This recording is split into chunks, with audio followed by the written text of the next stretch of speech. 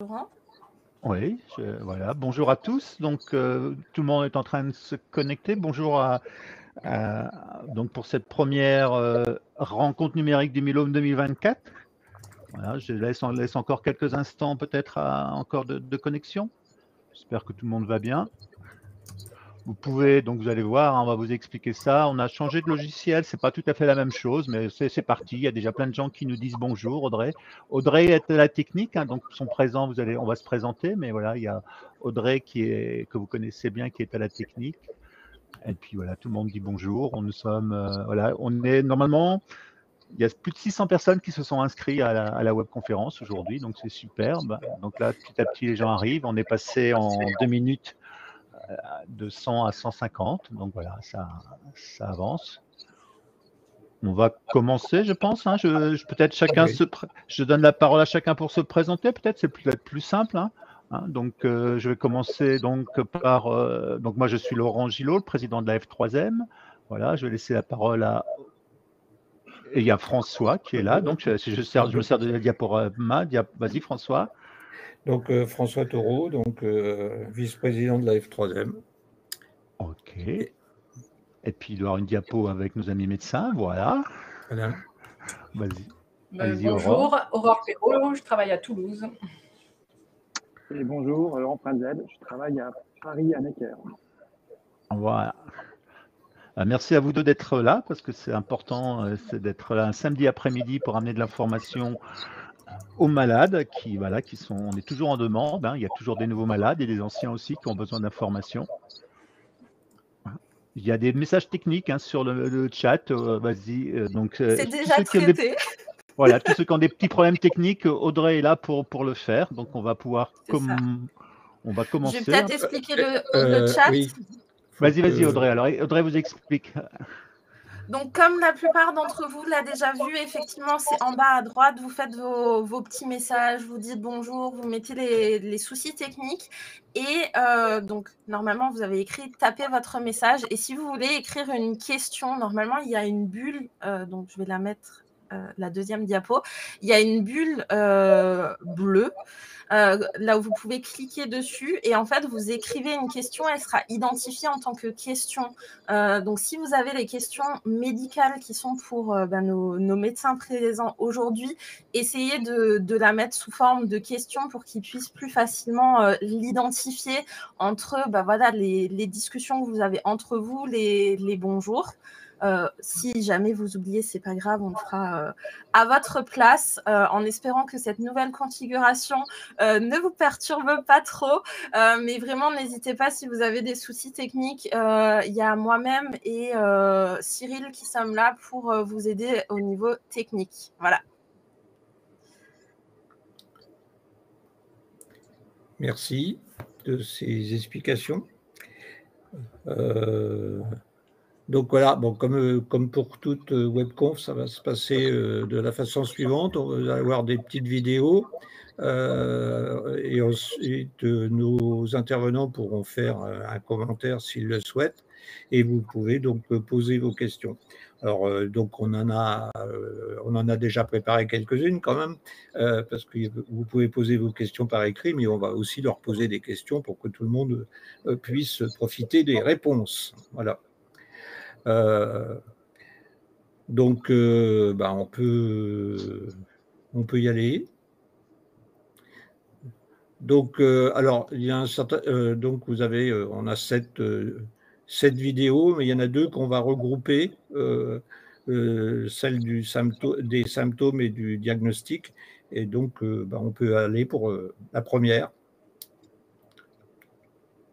Audrey.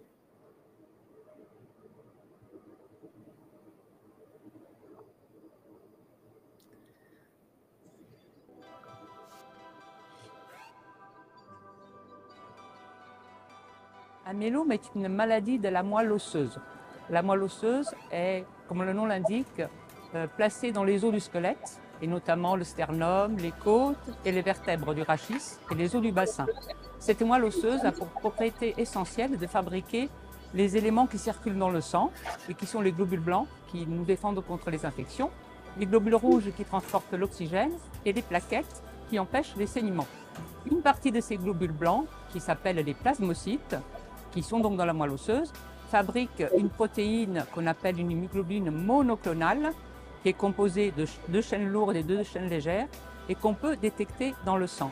Le myélome multiple est dû à la prolifération de ces cellules, de ces globules blancs qu'on appelle les plasmocytes, qui forment ce qu'on appelle un clone. Un clone étant une population, un groupe de cellules qui sont toutes issues de la même cellule mère. Donc on appelle ces cellules clonales, et tous ces plasmocytes donc clonaux fabriquent la même immunoglobuline, qu'on appelle du coup monoclonale, qu'on peut retrouver dans le sang. Voilà la première vidéo qui présente la... Vous m'entendez? Parce que j'ai eu un problème technique, je me suis déconnecté, reconnecté, me revoilà. Voilà. Est-ce que vous avez des... Voilà, sur les questions, voilà, on parle de lésions, il y avait juste une petite question peut-être qui n'est pas abordée dans ce qu'a dit Margaret Macro, c'est sur les lésions osseuses. Est-ce qu'il y a des lésions ailleurs que sur les os dans le myélome? Ah, il n'y a pas de micro, Aurore, je crois. Je ne sais pas si c'est Aurore qui répond. Il faut juste qu'elle le réactive. Ça y est. Je disais que classiquement, non, il n'y a pas d'atteinte dans des organes autres que la moelle osseuse et l'os. Enfin, en tout cas, ça peut arriver, mais de façon très rare et plutôt dans des situations de rechute et de maladies très avancées et agressives. Mais classiquement, il n'y a pas d'autre atteinte que la moelle osseuse. Donc, on peut avoir une anémie, l'os, les lésions osseuses, et puis après des conséquences liées à l'anticorps monoclonal, et on va revoir après les anticorps, mais qui sont l'atteinte rénale. Mais normalement, il n'y a pas d'atteinte des poumons, il n'y a pas d'atteinte du foie ou de la rate ou des ganglions. Donc ça, ce graphique, il vous présente les différents types de myélome selon le type d'anticorps fabriqué. Soit c'est un anticorps entier, avec une immunoglobuline G entière, A, plus rarement immunoglobuline D ou E. Et puis, dans un certain nombre de cas, 15 à 20%, on a seulement la moitié de l'anticorps qui est fabriqué, seulement les chaînes légères. Et donc, ça peut avoir une présentation un peu particulière. Ce n'est pas forcément plus grave, mais il faut adapter le traitement et la surveillance à cette forme de myélome. Le myélome non sécrétant, s'il n'y avait aucun anticorps, ni chaîne lourde, ni chaîne légère, c'est vraiment très rare, mais bon, ça peut arriver de temps en temps. Bon, ça, c'est un petit peu la même chose. Ça explique voilà, l'anticorps entier, donc les chaînes lourdes en bleu, les chaînes légères en rose. Et puis à droite, vous avez les chaînes légères, soit elles sont kappa, soit elles sont lambda. Ok. On va passer à la vidéo suivante, qui sont les symptômes, et puis ça me permettra de revenir un peu plus sur ce que vient de dire Aurore.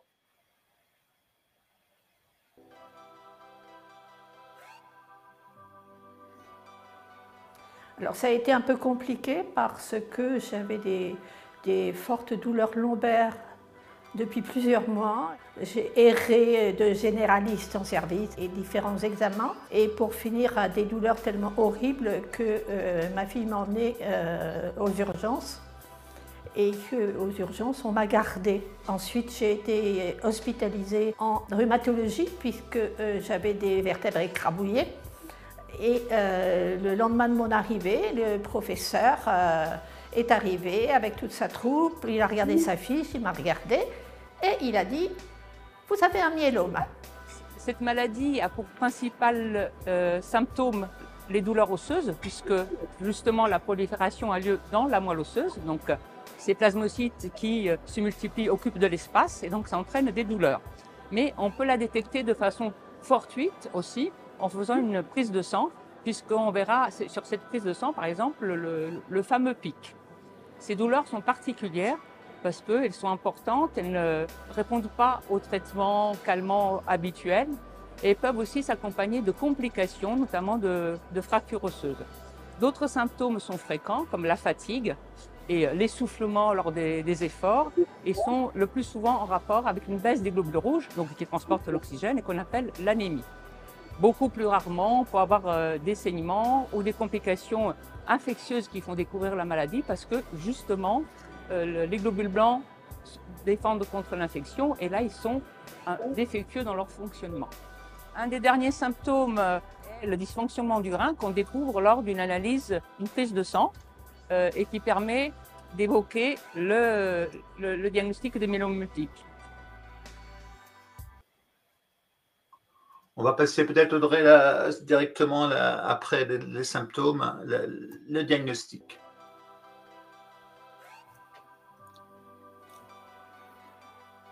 Alors, mon myélome a été découvert par hasard suite à des problèmes gastriques récurrents. J'ai fait une analyse de sang un petit peu plus poussée avec l'électrophorèse des protéines qui a montré donc un pic monoclonal, un problème qui au démarrage était juste une maladie qui pouvait rester non cancéreuse et puis malheureusement le pic a évolué et donc c'est devenu un myélome. À l'annonce de la maladie, honnêtement, j'ai eu le sentiment, après, ça je le dis aujourd'hui parce que j'ai un peu plus de recul, j'ai eu le sentiment d'être tout seul en fait. Je me souviens toujours dans ce bureau où effectivement le médecin, le professeur le faisait le maximum pour expliquer à Olivier ce qui se passait, dans quoi est-ce qu'il s'embarquait. Et moi, j'étais un peu à côté, j'étais comme une espèce d'éponge qui aspirait tout ça, mais de façon assez, assez passive. Je ne savais pas trop quoi faire, mis à part écouter et subir. On nous dit devant monsieur le maire que c'est pour le meilleur et pour le pire. Et j'avais vraiment le sentiment qu'à ce moment-là, il fallait être là, il fallait être à ses côtés, il fallait être présent. Et c'était important d'être là, oui. Et c'était pas facile, mais c'était important d'être là. On peut évoquer le diagnostic de myélome multiple si un patient se présente avec des douleurs osseuses, on fait une analyse et qu'on trouve sur cette électrophorèse le fameux pic, c'est-à-dire l'immunoglobuline monoclonale, qui peut aussi se retrouver dans les urines, notamment par une de ces parties qu'on appelle les chaînes légères. Mais le diagnostic ne peut se faire que par l'aspiration de la moelle osseuse, puisque c'est là que sont localisées les cellules de la maladie, ces fameux plasmocytes clonaux. Donc on fait ça en général dans le sternum ou dans l'os du bassin, ça s'appelle un myélogramme. Donc on analyse les cellules de la moelle osseuse et on compte le nombre de plasmocytes. Et on diagnostique un myélome multiple quand ces plasmocytes tumoraux, donc clonaux, représentent au moins 10% des cellules. Mais pour faire un bilan de myélome actuellement, en 2022, on n'utilise plus que le scanner à faible dose. C'est un scanner qui irradie peu et qui permet d'avoir l'ensemble du squelette, du crâne jusqu'au genou, donc d'avoir toutes les localisations de cette maladie qui se manifeste sur ce scanner par des trous dans les os. On peut aussi faire des IRM, donc des images par résonance magnétique, du rachis, du bassin, mais aussi du corps entier. Et un dernier élément dans cette imagerie du myélome est ce qu'on appelle le TEP scanner, qui conjugue deux examens. Le TEP, qui est un examen fonctionnel, on voit des nodules plasmocytaires qui sont, comme on dit, hypermétaboliques, et la partie scanner qui met en lien ces nodules avec justement des trous, une atteinte osseuse. Ces examens sont importants au diagnostic, notamment le TEP scan, mais aussi dans l'évolution, puisqu'on peut les répéter et voir comment le patient répond au traitement et améliore cette atteinte.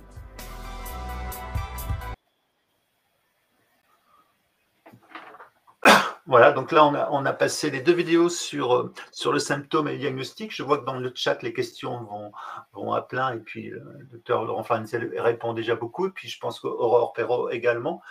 Il y a pas mal de questions. Moi, j'en avais une sur les différentes formes de myélome. Est-ce qu'il y a des formes plus graves que d'autres? Il y a des questions sur les atteintes rénales, par rapport à tout ça. On est pas mal questionné là-dessus. Bah, oui, peut-être qu'on peut avancer parce que je crois qu'on va pas mal discuter des symptômes juste après et puis des formes de myélome au cours du topo, je pense. Je pense que ça peut justement faire le lien avec avec la suite et d'essayer de répondre. C'est vrai que les questions elles sont assez nombreuses sur les symptômes. Et Aurore et moi avons répondu notamment. Certaines personnes se posent la question, mais c'est vrai qu'il y a des fois une petite latence, un petit temps effectivement de diagnostic au moment où on voit son médecin généraliste et qu'il fasse le lien avec les myélomes. Et comme on l'a dit avec Aurore, il faut pas oublier que le myélome reste quand même pour un médecin généraliste quelque chose, une maladie rare, qui va effectivement pas voir de manière très fréquente, ce qui explique dans certains cas le lien qui se fait un petit peu peut-être tardif, mais qui nécessite effectivement un certain temps. Donc ça j'allais dire, c'est normal. Donc quelqu'un qui va venir avec des douleurs osseuses, un médecin généraliste n'est pas le premier diagnostic auquel il va penser, c'est au myélome, bien entendu. Il y a beaucoup d'autres effectivement choses qui peuvent expliquer des douleurs. L'arthrose, plein de choses sont beaucoup plus fréquentes, mais ça nécessite dans certains cas des examens. Et grâce à ces examens, on va amener au diagnostic de myélome. Il ne faut pas vous dire que les généralistes, ils travaillent pas bien. Non, absolument pas. Nos médecins généralistes travaillent très bien. Mais voilà, qu'est-ce qui explique les symptômes sont pas du tout spécifiques du myélome. Il y a d'autres choses qui peuvent expliquer ça et qui sont beaucoup plus fréquentes.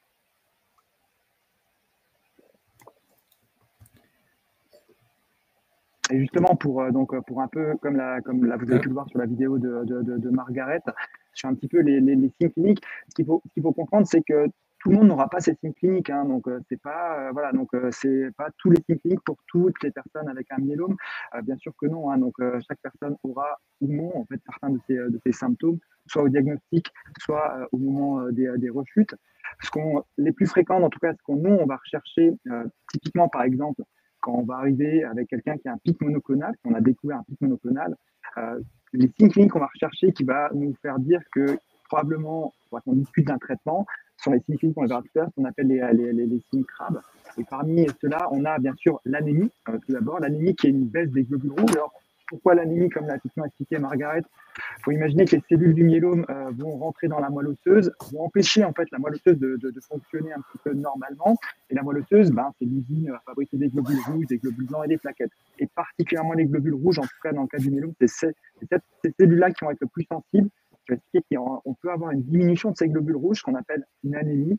Et l'anémie, souvent, s'accompagne d'un essoufflement et d'une fatigue qui peut être de plus en plus importante au fur et à mesure que l'anémie est plus profonde. L'autre chose également qu'on peut retrouver, c'est un problème au niveau du rein. Alors, on verra, c'est parce qu'il y a des chaînes légères qui sont produites. Ces chaînes légères, elles passent dans les urines. Quand on a trop de ces chaînes légères, elles peuvent endommager, entre guillemets, le rein et entraîner une insuffisance rénale. Alors, l'insuffisance rénale, les symptômes, c'est plus compliqué, c'est également de la fatigue, c'est pas beaucoup de choses, mais en fait, l'insuffisance rénale, on va avant tout le voir sur des examens biologiques, la mesure de la créatinémie qui va nous montrer cette insuffisance rénale. Et puis, enfin, comme l'a également dit Margaret tout à l'heure, on a ce qu'on appelle des trous. Alors, bon, c'est pas tout à fait exact, c'est pas un trou, il n'y a pas du vide, en fait, dans le corps, ça n'existe pas, le vide, c'est juste une perte de calcium. Calcium dans l'os, qui est le composant principal de l'os, qui a un déséquilibre, ce qu'on appelle le remodelage osseux, qui va amener des lésions osseuses et qui peut entraîner des douleurs parce que ça peut effectivement avoir des fractures, des tassements de vertèbres très douloureux. On a vu effectivement le témoignage de cette personne avec ses fractures vertébrales. Et puis, l'os étant le réservoir principal du calcium, quand l'os est un petit peu abîmé, un peu détruit, il va relarguer son calcium dans le sang, ce qu'on appelle l'hypercalcémie ou l'augmentation du calcium. Et ça, alors c'est très transitoire, mais ça peut être très grave. Ça peut être vraiment trop de calcium, on ne peut pas vivre avec trop de calcium. Et c'est des choses qu'on va regarder, mais plutôt, en tout cas sur des prises de sang, des choses qu'on fait de manière systématique à partir du moment où on suppose qu'on peut effectivement en face de quelqu'un qui a un myélome. Juste pour reprendre, pour un peu mettre des images sur ce qu'est les lésions osseuses dans le myélome, ça paraît un peu compliqué. En fait, pas tant que ça, il faut imaginer votre os. En fait, votre os, en permanence, il va remodeler, se détruire et se reconstruire. C'est normal, ça, c'est effectivement la vie de l'os. Quand on fait une fracture, c'est ce qui se passe. Il se remodèle pour effectivement corriger la fracture. Quand vous marchez, vous favorisez un peu ce remodelage osseux et vous favorisez la qualité et ce qu'on appelle la densité de votre os. Dans le myélome, les cellules du myélome, elles vont accélérer la destruction osseuse et puis en même temps, elles vont empêcher la construction. Maintenant, on comprend mieux qu'à partir du moment où on empêche que la construction se fasse, et en plus, on accélère la destruction, ce qui va se passer, c'est une fragilité osseuse, c'est une perte de calcium, ce qui peut expliquer dans certains cas les douleurs osseuses, les fractures et les cassements de vertèbres qu'on peut voir dans certains cas, et c'est pas automatique, hein, ça c'est important. Tout le monde n'a pas des lésions osseuses et pas toujours effectivement au même endroit. Suivante. Donc voilà, donc juste pour un peu un petit tableau. Donc là, je laisse si vous avez des questions, je laisse regarder effectivement quels sont les symptômes, les causes, et puis les traitements qu'on va effectivement proposer en fonction des symptômes. Probablement que là, vous allez peut-être vous retrouver dans certains de ces symptômes. Oui, pardon, allez-y. Ouais, non, Laurent, on a des soucis avec votre micro, je crois un peu, non? Non. Non. Enfin, je sais pas, a priori, on entend. Ok, pardon. Oui, pas de souci, quand vous me dites, sinon je parle plus fort, mais entendu. Merci, Laurent. Voilà, juste pour voir, alors c'est fameux, alors crabe, alors je suis d'accord que crabe, oui, c'est un peu, oui, est-ce adapté ou pas adapté, effectivement, de parler de critères crabe dans un myélome. Bon, c'est anglo-saxon, c'est comme ça, en fait, c'est ce que je vous expliquais. Ça arrive qu'on peut, et peut-être parmi vous, avant d'avoir peut-être eu votre myélome à traiter, vous étiez passé par une phase où vous avez un pic monoclonal qu'on surveillait. En fait, nous, quand on voit quelqu'un qui arrive avec un pic monoclonal, ce qu'on va regarder, c'est ce qu'on appelle le caractère symptomatique, c'est de savoir est-ce qu'il faut qu'on traite tout simplement ce pic monoclonal. Et cette décision se fait sur ces fameux critères cliniques, ces fameux CRAB. En fait, c'est un acronyme, chaque lettre correspond à un symptôme. Le C, c'est pour effectivement les problèmes d'hypercalcémie, donc ça, systématiquement, on regarde. Le R, c'est pour l'insuffisance rénale, augmentation de la créatinémie, par exemple. Le A, c'est pour l'anémie, fatigue, essoufflement. Et le B, donc je dis c'est un acronyme, c'est anglais, hein, donc c'est pour bone, c'est pour l'os, c'est les lésions osseuses. Ce qui explique que systématiquement, quand on voit quelqu'un qui arrive, par exemple, avec un pic monoclonal, on regarde tous ces critères avec des examens biologiques, avec un examen clinique, et puis des radios pour effectivement détecter les lésions osseuses. Et après, on voit effectivement si on est dans un cas où il faut qu'on démarre un traitement parce qu'il y a des critères de symptomatique. Dans certains cas, on a un pic monoclonal sans ces critères-là, et on peut tout à fait proposer une simple surveillance, c'est-à-dire surveiller le pic, être sûr qu'il n'augmente pas au fur et à mesure des mois et des années. Oui. Merci pour ces explications. On va peut-être maintenant parler du cas le plus fréquent, c'est-à-dire des patients qui sont éligibles à l'autogreffe. Après, on verra pourquoi. Audrey, on peut passer la vidéo, la 3.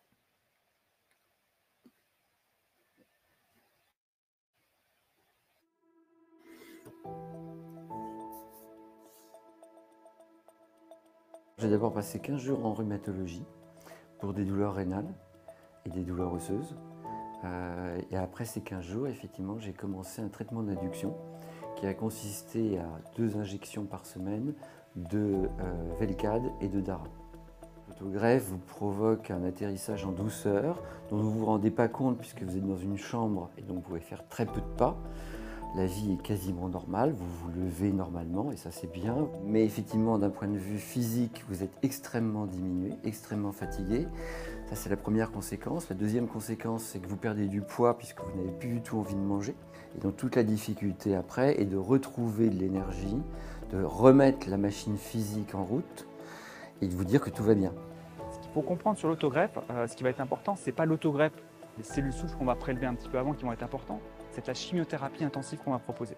Il faut savoir que si on fait cette chimiothérapie intensive sans réinjecter les fameuses cellules souches qu'on a prélevées juste un tout petit peu pendant le début du traitement, il y aura une période de ce qu'on appelle l'aplasie. L'aplasie, c'est quand on n'a plus aucun globule et on est particulièrement sensible sur les infections. Cette période de sensibilité, si on ne réinjecte pas ces fameuses cellules souches, ça peut durer plusieurs semaines, compliqué.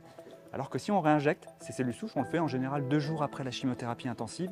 Cette période d'aplasie va passer de plusieurs semaines à plusieurs mois à, j'allais dire, uniquement 1 semaine, ce qui est beaucoup plus compatible. On reste hospitalisé 1 semaine, puis après, effectivement, on peut sortir. Après chaque phase, on évalue bien entendu la réponse. Après, il y a la troisième phase de ce traitement qui est la consolidation. En général, on reprend souvent les cures qu'on a prises au départ, 2 à 3 cures. Et puis après, il y a la phase de maintenance qui dure en général 2 à 3 ans aujourd'hui, où on prend souvent le lénaïdomide en entretien tout seul pendant 2 à 3 ans. On voit régulièrement son hématologue les 2 à 3 mois à peu près pour être sûr que, bien sûr, que la réponse est toujours là et qu'on supporte bien le traitement. En règle générale, toute la partie chimio, tout ça, m'a jamais posé aucun problème. Je vais toucher du bois, comme on dit, donc j'ai aucun problème. Cependant, je dirais le seul traitement, on va dire, qui a eu le plus d'impact, c'était juste avant l'autogreffe. On a une chimio qui est un peu différente, qui s'appelle le melphalan de mémoire. Et là, donc une semaine après, effectivement, donc on a une mise en aplasie. Et là, bon, on est très affaibli. Et puis, les mucites ont été quelque chose d'important, donc à ne plus pouvoir déglutir, manger, boire, etc. Ça a été, je pense, le premier phénomène le plus désagréable. Et le deuxième, c'est qu'à l'issue de l'autogreffe, dès que je suis rentré, on m'a dit voilà, après 3 semaines, ça allait mieux, etc., on pourrait rentrer à la maison.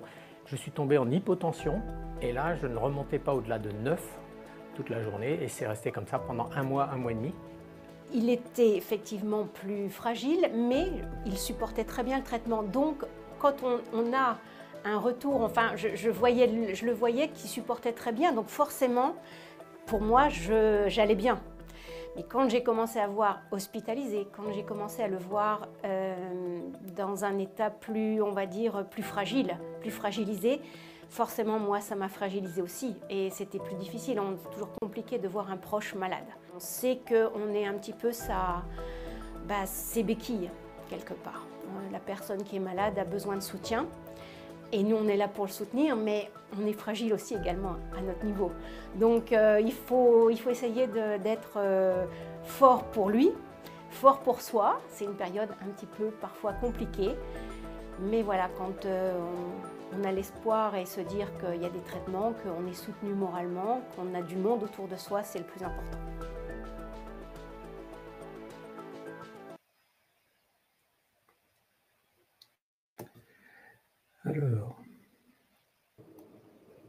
Alors, je peux prendre la suite pour l'autogreffe. Oui.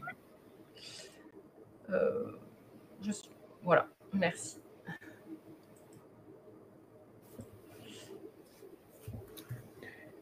Oui, alors il y a je dirais, enfin à moins que vous ayez un commentaire, mais moi j'avais une question parce que c'est une question qui est assez récurrente. Beaucoup de gens se demandent pourquoi on fait une autogreffe et pas une allogreffe. Alors, on a fait des allogreffes où, dans ce cas-là, le principe est complètement différent. Et on a vu que les allogreffes pouvaient fonctionner, mais n'empêchaient pas beaucoup plus la rechute. Et une allogreffe, c'est quand même beaucoup plus complexe et toxique.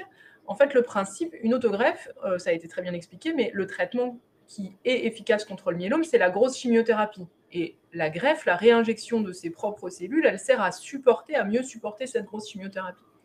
Quand on fait une allogreffe, et on le fait en hématologie dans d'autres maladies, notamment des leucémies, l'objectif, c'est de remplacer le système immunitaire du patient par le système immunitaire d'un donneur et d'utiliser ce système immunitaire du donneur pour attaquer la leucémie ou le myélome si on faisait une allogreffe pour le myélome. Et donc, il y a des complications qui sont l'inverse du rejet, qui sont l'attaque par le greffon du patient, de l'hôte. On appelle ça la maladie du greffon contre l'hôte. Et ça peut être compliqué à gérer. Donc, l'allogreffe a été, pas complètement, mais dans beaucoup d'endroits presque abandonnée dans le myélome. Et maintenant, il y a des nouveaux traitements d'immunothérapie où on utilise effectivement un système immunitaire plus combatif, et on va le revoir tout à l'heure, c'est les CAR-T-cells et les anticorps bispécifiques. Merci. Juste, j'ai une question. Tout à l'heure, je n'avais pas ouvert mon micro, donc j'ai posé micro fermé, ça marche beaucoup moins bien.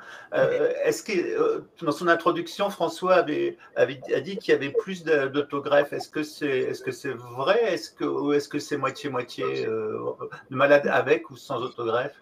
Non, c'est plutôt un peu moins de patients qui vont à l'autogreffe que de patients qui n'y vont pas. Pourquoi? Parce que l'âge médian de diagnostic du myélome, c'est 70 ans. Donc, on a la moitié des gens qui ont plus de 70 ans et la moitié qui ont moins de 70 ans. Et non, en général, on fait une autogreffe pour les gens de moins de 65 ans. Et puis, entre 65 et 70, ça dépend s'il n'y a pas d'autres maladies, de problèmes cardiaques, etc. Donc, on a plutôt, on dit à peu près 40% des gens qui reçoivent une autogreffe et 60% qui n'en reçoivent pas. D'accord. Excuse-moi, François, de te corriger. Non, pas de problème. Pas de souci.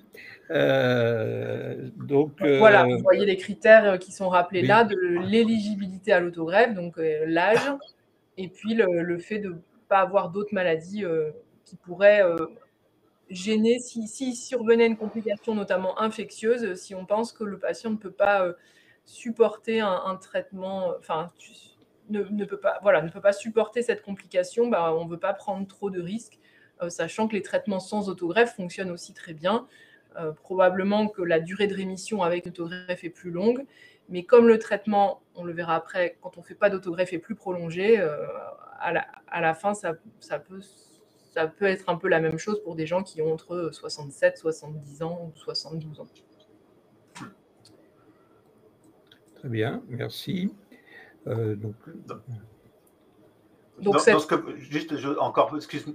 Ouais, Aurore, juste dans ce que vous venez de dire, en fait, qu'un malade de plus de 60, parce que ça aussi, c'est souvent des remarques qu'on a, là, j'ai plus de 70 ans, j'ai pas d'autogreffe, j'ai moins de chance que, j'ai une perte de chance, quoi. Alors, moi, je dirais que non. En fait, le myélome, il est plus difficile à soigner quand on a un patient de 40 ans. Alors, il est plus facile parce que le patient, il n'a pas d'autres maladies. Mais si on se projette à long terme et sur la vie entière et sur la perte de chance, etc., c'est plus compliqué de soigner quelqu'un qui a 40 ans que quelqu'un qui a 80 ans. Puisque les traitements sans autogreffe, aujourd'hui, ils font 5-6 ans de rémission, le premier traitement. Puis après, on peut faire des traitements de rechute.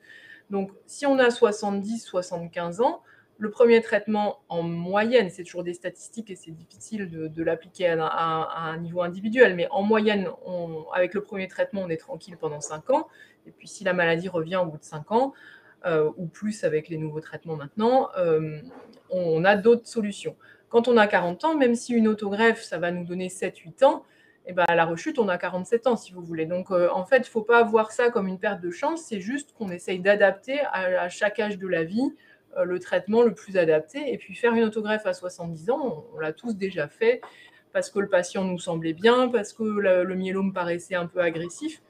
Des fois, on ressort, enfin, les patients ressortent fatigués et mettent 2 mois à s'en remettre, donc ce n'est pas un objectif non plus. Ok, merci. Donc, on va peut-être pas. Bon, ça, c'est la séquence. Un petit peu. Ouais. Oui. L'autogreffe, c'est ce qu'on appelle la pierre angulaire, c'est ce qui est au milieu du traitement, mais ce n'est pas le seul traitement. Il y a tout ce qui se passe avant et tout ce qui se passe après. Donc, on commence d'abord par un traitement d'induction, où là, le but, c'est de mettre la maladie déjà la plus basse possible, et en même temps, de faire un traitement qui permet de recueillir ces cellules de la moelle osseuse qu'on arrive à faire passer dans le sang. C'est pour ça qu'elles s'appellent cellules souches périphériques. Il y a très longtemps, on allait chercher les cellules souches dans la moelle osseuse, donc il fallait aller au bloc opératoire et pomper de la moelle osseuse. C'était un peu plus compliqué. Aujourd'hui, on arrive à les faire sortir avec des médicaments qui les font sortir des os vers le sang pour pouvoir les cueillir, les récupérer à cet endroit-là, les congeler. Et après, on organise la procédure d'autogreffe proprement parlée qui dure 2 semaines en général, avec tout d'abord cette chimiothérapie intensive. La perfusion, c'est du melphalan. La perfusion, elle dure 1 heure. On attend en général 24 heures que tout le melphalan soit éliminé du corps. Alors, il est déjà en train de faire son action en tuant toutes les cellules qu'il trouve. Mais après, au bout de 24 heures, il a disparu du sang. Et c'est à ce moment-là qu'on peut réinjecter les bonnes cellules souches pour qu'elles retournent dans la moelle osseuse faire leur travail de fabriquer des globules rouges, des globules blancs et des plaquettes. Donc, c'est toujours dans ce sens-là. On fait d'abord la chimiothérapie forte. Et quand cette chimiothérapie s'est éliminée du sang, on réinjecte les cellules souches pour qu'elles refabriquent les bons globules. Et en général, donc jour 0, on appelle ça le jour de l'autogreffe, et vers jour 10, jour 11, on voit réapparaître les globules blancs dans le sang, et c'est ça qui permet aux gens de rentrer à la maison, puisque quand on a des globules blancs, le risque d'infection, il est diminué. Il n'y a plus de risque d'infection sévère. Et donc, généralement, au bout d'1 mois, 1 mois et demi après la sortie d'hospitalisation pour autogreffe, on reprend un traitement de consolidation ou de maintenance, soit les deux, soit maintenance directement, et ça pour une durée en général d'au moins 3 ans. Ce que l'on voit... Bon. Alors, ce que l'on voit, je suis perdu dans le diaporama. Non, mais c'est bon, on en est là. Voilà. Oui. Ça, Voilà. c'est pour dire qu'aujourd'hui, on utilise une induction avec 4 médicaments. Donc, il y a 15 ans, on n'utilisait que inhibiteurs du protéasome et d'hexaméthasone. Après, ont été ajoutés les imides. Donc, après, on faisait du VTD, Velcade, thalidomide, dexaméthasone. Et puis, depuis 2021, on peut donner le daratumumab en première intention. Tout à l'heure, il y avait des gens qui posaient la question dans le chat, pourquoi on ne peut pas utiliser des anticorps bispécifiques plus tôt? Alors, c'est en train de venir, mais dans le développement des médicaments, c'est toujours comme ça. Les médicaments sont développés en rechute, puis quand on voit qu'ils fonctionnent en rechute, ils remontent les lignes de traitement, et donc ça a été le cas du daratumumab, qui donc, depuis 2021, est utilisable dès le premier traitement, mais avant 2021, on l'utilisait à la rechute. Et on a un deuxième schéma qui aujourd'hui n'est pas encore remboursé, mais qu'on peut utiliser, qui est le DARA-VRD, et on a entendu lors du dernier congrès au mois de décembre les résultats d'une étude qui s'appelle Perseus, qui montre que DARA-VRD fait mieux que VRD dans le contexte de l'autogreffe, avec des résultats vraiment très intéressants et très, avec des survies sans maladie très prolongées. Donc, on n'a pas trop de doute que l'Europe, enfin la FDA et l'EMA, les agences européennes et américaines, vont approuver ce médicament, cette combinaison en tout cas, et que ça va être remboursé. Alors aujourd'hui, on arrive à l'utiliser parce que le lénalidomide est génériqué et que du coup, c'est presque moins cher que d'utiliser la thalidomide, donc on s'arrange entre guillemets avec nos pharmaciens et on peut utiliser DARA-VRD plutôt que DARA-VTD. En termes d'efficacité, c'est probablement la même chose, mais le lénalidomide est beaucoup mieux supporté que la thalidomide. Donc, je dirais que 80 à 90% des hôpitaux utilisent maintenant DARA-VRD en première intention. Bien. Peut-être dire quelques mots sur l'évolution de la réponse au traitement? Oui, donc en fait, pour pouvoir mesurer la réponse, il faut s'adapter au type de myélome. Quand on a au départ un grand pic, c'est ce pic qu'on va regarder. Si on n'a pas de pic et qu'on a des chaînes légères, on va utiliser d'autres examens pour évaluer la réponse. Alors voilà, avec cet exemple, vous avez au départ un grand pic en gamma et vous voyez qu'après un certain nombre de cycles de traitement, le pic, il a bien diminué. Donc là, je dirais qu'il a diminué de plus de la moitié. Donc quand ça a diminué de plus de la moitié, on appelle ça réponse partielle. Si ça a diminué de plus de 90%, on dirait très bonne réponse partielle. Et en théorie, pour dire réponse complète, il faut non seulement qu'il n'y ait plus de pic dans le sang, qu'on ne détecte plus ce pic non plus avec des techniques un peu plus précises, immunologiques, qu'on appelle une immunofixation, et aussi refaire un myélogramme. Donc parfois, je sais que des fois dans les courriers, on écrit très bonne réponse partielle et les patients nous disent « Ah bon, mais je ne suis pas en réponse totale ». En fait, pour dire réponse, on pourrait vous faire un myélogramme et ça pourrait sûrement permettre de dire réponse complète, mais en fait, ça ne change pas le traitement. Quand en cours d'induction et avant l'autogreffe, on est en très bonne réponse partielle, c'est déjà très bien. En fait, l'intérêt de faire la différence entre TB, RP et RC, c'est surtout pour les essais cliniques. Il y a un niveau de réponse encore un peu plus profonde qui s'appelle la réponse complète stringente, où non seulement il n'y a pas de pic dans le sang, il n'y a pas de traces dans les urines, il n'y a pas de plasmocytes quand on fait le myélogramme, et il y a aussi le rapport des chaînes légères entre kappa et lambda qui s'est normalisé. Voilà, ça c'est nos critères à nous pour évaluer l'efficacité des médicaments.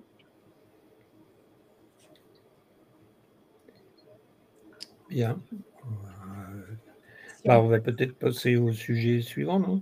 Oui, je ne sais pas si vous voulez que je parle à ce niveau-là de la maladie résiduelle, quand il y avait des... Oui, si, vous pouvez. Si, tout à fait. Alors, quand on voit encore un pic dans le sang, on se doute qu'il y a encore de la maladie dans la moelle osseuse. Par contre, quand il n'y a plus de pic, quand on est en très bonne réponse partielle ou en réponse complète, ça ne veut pas dire qu'on est guéri. En général, nous, on utilise l'image de l'iceberg. Donc, tout ce que vous avez au-dessus du niveau de la mer, c'est ce qu'on voit dans le sang.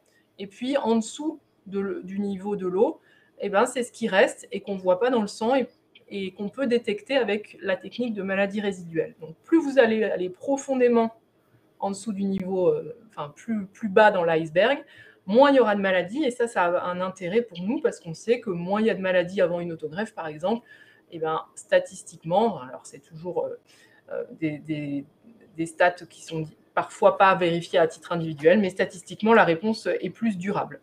Donc la maladie résiduelle, elle peut mesurer le nombre de cellules jusqu'à 1 million. Elle peut en détecter une seule du myélome jusqu'à 1 million de cellules totales de la moelle osseuse. Et on parle de maladie résiduelle négative ou plutôt indétectable quand on ne voit plus un seul plasmocyte du myélome parmi 1 million de cellules. Donc c'est aujourd'hui ce qu'on a utilisé. Quelqu'un parlait tout à l'heure de l'essai Midas. On a utilisé cette technique pour regarder dans la moelle osseuse parmi 1 million de cellules combien on envoyait du myélome.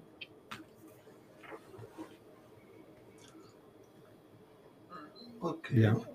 On va peut-être Ouais, passer peut-être. donc à la suite, c'est-à-dire que je pense que la suite, ça va être les patients non éligibles à l'autogreffe qui ont au moins 65 ans et plus, hein, ça entre 65 et 70 ans à peu près. Non.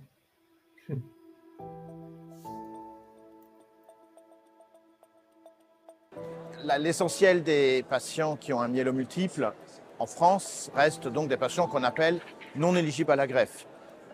C'est-à-dire 65 ans et plus âgés, et dans beaucoup de centres en France, 70 ans et plus âgés.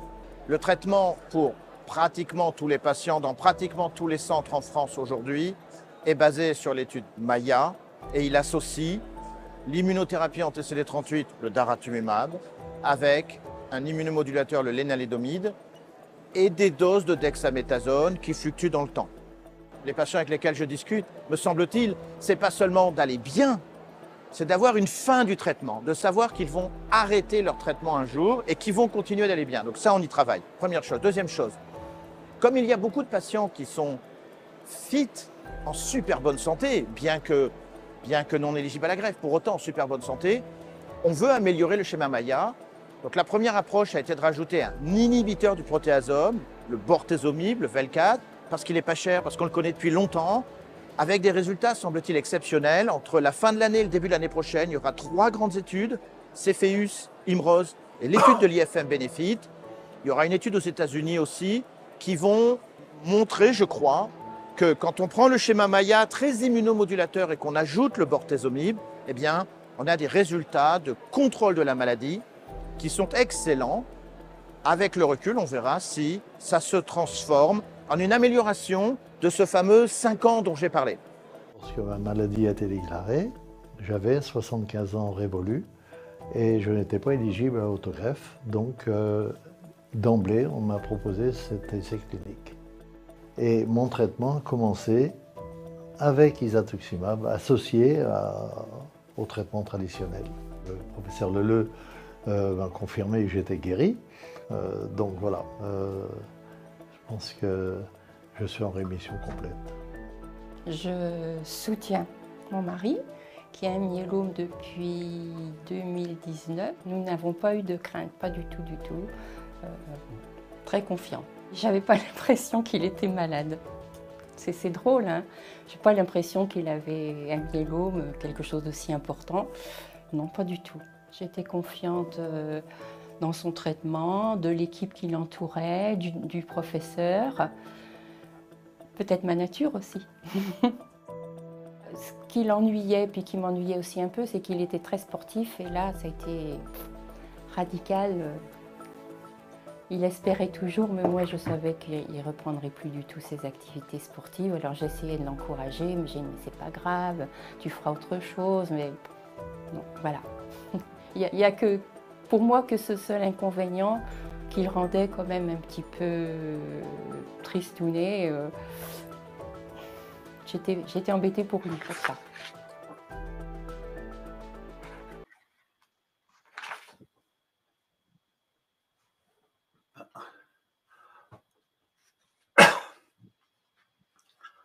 Voilà, donc sur non éligible à l'autogreffe, on va reprendre. Hein, on a déjà répondu sur cette partie-là avec le fait que c'était par rapport au moins entre 65 et 70 ans, puis plus les problèmes de comorbidité.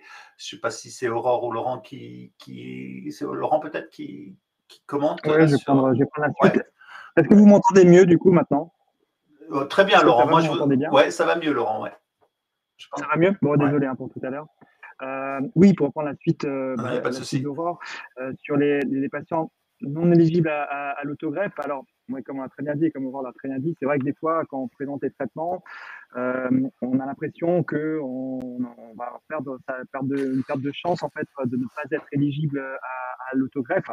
Alors, est-ce que c'est vrai? Non, pas forcément, hein. Donc, c'est vrai qu'aujourd'hui, grâce aux nouveaux traitements, on peut attendre à des durées de rémission, je dirais pas quasi équivalentes, mais quand même qui s'approchent vraiment de plus en plus à ce qu'on pourrait effectivement imaginer avec une autogreffe. Donc ça, c'est quand même globalement pour vous rassurer. Alors, sur quels critères on va se baser pour dire, bon, vous êtes éligible, vous n'êtes pas éligible à l'autogreffe? Bien sûr, il y a l'âge.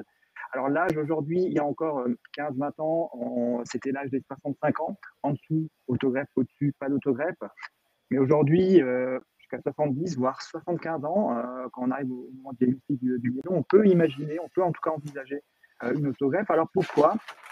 Vous voyez bien, hein, donc on est beaucoup plus en forme aujourd'hui à l'âge de 70 ans en 2024 qu'on pouvait l'être à 70 ans en 1995, par exemple, en 1990. Ça, c'est évident, on le sait, on a plein de marqueurs qui sont tous dans ce sens-là. Et puis vous le voyez bien, vous êtes plus en forme que vos parents qui effectivement à un âge équivalent. Donc oui, bien sûr, donc c'est pour ça qu'on peut tout à fait imaginer aller avec une autogreffe jusqu'à 110, 75 ans. Après, ce n'est pas que l'âge. Il y a également d'autres choses qu'on prend en compte. On a votre forme globale qu'on va effectivement estimer avec vos antécédents, si vous avez des problèmes cardiaques, est-ce que vous prenez des traitements, des problèmes pulmonaires, des problèmes rénaux. Tout ça, on va prendre effectivement en compte et on va effectivement estimer que l'autogreffe peut être envisagée, qu'on ne pouvez pas prendre de risque en fait. C'est vraiment ça, hein. C'est l'absence de prendre de risque au minimum. Le risque zéro n'existe jamais, bien sûr, en médecine, mais l'idée, c'est vraiment de ne pas prendre de risques exagérés à vous proposer un traitement dont on sait que ça va quand même induire une période un petit peu difficile pendant plusieurs jours pendant l'hospitalisation. Alors aujourd'hui, quel est le traitement? Donc, diapositive de suivant, quel traitement en tout cas qu'on propose de manière un petit peu, on va dire, tout le monde en France propose un peu le même type de traitement. C'est une association de 3 médicaments qui a une autorisation de mise sur le marché depuis déjà 3 ou 4 ans maintenant. 3 médicaments. La première sont les corticoïdes qu'on utilise très souvent et qu'on a tendance effectivement à diminuer parce qu'en fait, ces corticoïdes-là, alors, de manière un peu surprenante, on se dit, ouais, mais les corticoïdes, c'est des médicaments qui sont connus depuis très très longtemps. Oui, mais les corticoïdes sont probablement ceux qui, à un moment donné, quand on les prend depuis un certain temps, vont induire le plus d'effets secondaires, et notamment le risque d'infection. On sait que les infections, on en a parlé, je crois que quelqu'un effectivement avait posé la question des infections. Oui, les traitements peuvent occasionner des infections, et justement, à un moment où on va être en situation où vous allez répondre au traitement, qu'on arrive quasi plus à détecter la maladie, on va, ce qu'on appelle lever le pied en fait sur les dexamethasone, c'est-à-dire diminuer les doses, voire l'arrêter à un moment donné, parce qu'on sait que probablement ce traitement-là induit beaucoup d'effets secondaires, notamment quand on le prend depuis un certain temps. Donc ça, c'est le premier traitement. Le deuxième, le lénaïdomide ou le revlimid, qu'on a déjà parlé, qu'on utilise avant l'autogreffe, qui est utilisé. Alors, après combien de temps, c'est un peu toute la question. Donc ça, c'est effectivement, en général, on part quand même sur plusieurs mois, voire plusieurs années de traitement. Ce traitement, est-ce qu'il est bien supporté? Oui, globalement, il est bien supporté. Alors, ça peut fatiguer quand même un petit peu, ça peut donner des troubles digestifs, ça c'est important quand même parce qu'on peut avoir effectivement des diarrhées et des douleurs abdominales qui peuvent quand même vous compliquer la vie de tous les jours, hein, qu'on soit bien d'accord. Et ça, nous, on va le prendre en compte, bien entendu, pour vous adapter le traitement et puis vous proposer d'autres médicaments pour minimiser, en tout cas diminuer ces effets secondaires. Et puis le troisième, on en a déjà parlé, qui est le daratumumab, qui est une immunothérapie qu'on utilise déjà depuis plusieurs années, qui est un anti-CD38. Et vraiment, cette association de médicaments fonctionne dans la majorité, je ne dirais pas la majorité, mais globalement plutôt très bien. Et l'étude, pour aussi vous dire un peu la durée de traitement, l'étude qui a permis de montrer l'intérêt de cette association, qui est l'étude qu'on voyait qui est l'essai Maya. Maintenant, on a déjà les publications. Il faut juste imaginer que nous, on a des personnes dans cette étude qui sont à 5, 6, 7 ans, voire plus de 7 ans de traitement. Ils le supportent très bien, ils sont en rémission, tout se passe bien. Mais dans certains cas, on va pouvoir l'adapter, peut-être effectivement diminuer l'arrêt de manière plus fréquente. Tout ça en fonction, bien entendu, de comment vous le supportez. Donc ça, c'est pas automatique. Ce que je veux dire, c'est qu'il n'y a pas une durée fixe forcément pour toutes les personnes. On va bien entendu l'adapter et on va se baser sur plusieurs paramètres pour pouvoir adapter ce traitement. Laurent, vous parliez des... Ah, non, allez-y, pardon, je vais poser ma question après. Laurent passe sur vous avez une suite sur les traitements. Je vous laisse continuer. Sur les traitements, ça peut arriver que dans certains cas, c'est vrai, qu'on ne peut pas effectivement prendre le Revlimid. Alors, pourquoi? Alors, ça peut arriver, c'est des effets secondaires qui peuvent être rares, mais qui sont assez embêtants dans le sens où on est obligé d'arrêter le médicament pour faire des réactions cutanées au Revlimid, ça arrive. C'est rare, mais ça peut arriver. Et souvent, quand on reprend le Revlimid, on peut faire ce qu'on veut, ça revient. Donc, c'est un peu pénible. Donc, des fois, on est obligé d'arrêter le Revlimid. Ou dans certains cas, quand notamment le rein ne fonctionne vraiment pas bien, donc on a une situation d'insuffisance rénale assez avancée, voire même en dialyse, bon, le Revlimid est également difficile à utiliser parce qu'il passe dans le rein pour être éliminé. Donc, ça peut arriver que dans certains cas, le Revlimid peut être difficile à utiliser. Et ben, on peut tout à fait utiliser un traitement comme pour effectivement les personnes qui vont avoir une autogreffe, qui est le Velcade, qu'on connaît également depuis de nombreuses années, en association avec le daratumumab. Il faut aller un petit peu plus loin, donc on discutera des essais cliniques qui sont en cours. Aujourd'hui, c'est vrai, que expliquait en fait Xavier Leleu tout à l'heure sur sa vidéo, on se pose la question justement sur le traitement d'avant, quand bien sûr on peut avoir le Revlimid, bah, peut-être dans certains cas de rajouter du Revlimid, on peut faire, de rajouter du Velcade, on peut faire encore mieux, mais alors le problème du Velcade, c'est que ça donne pas de diarrhée, il fatigue pas tellement, c'est pas trop le souci du Velcade. Le Velcade, le problème c'est la neuropathie. Je sais qu'il y a effectivement, j'ai vu des questions, Laura a répondu donc, sur la neuropathie. La neuropathie, c'est quoi? C'est des fourmis au niveau des bouts des mains et des pieds qui sont dans certains cas vraiment invalidantes. Hein. Ça fait très mal, ça vous empêche de dormir, puis dans certains cas, ça vous empêche même de marcher, d'utiliser vos mains pour écrire. Ça peut être compliqué. Mais aujourd'hui, on essaie d'adapter et de mettre le traitement à des doses minimales pour pouvoir être efficace, bien sûr, et puis avoir le moins de symptômes, en tout cas, notamment cette neuropathie avec le Velcade. Okay. Juste d'une manière générale, Laurent, vous avez plusieurs fois parlé d'effets indésirables. Un malade que ce soit d'ailleurs en traitement première ligne, rechute, on en reparlera pour la rechute, qui ressent des effets indésirables, qu'est-ce qu'il doit faire? La première des choses, il faut informer quand même votre médecin s'il ne vous l'a pas demandé, hein, je veux dire, que ça soit bien clair. Bah oui, pourquoi? Parce qu'on a des moyens pour améliorer ces symptômes, ces effets secondaires, ces effets indésirables. Clairement, oui.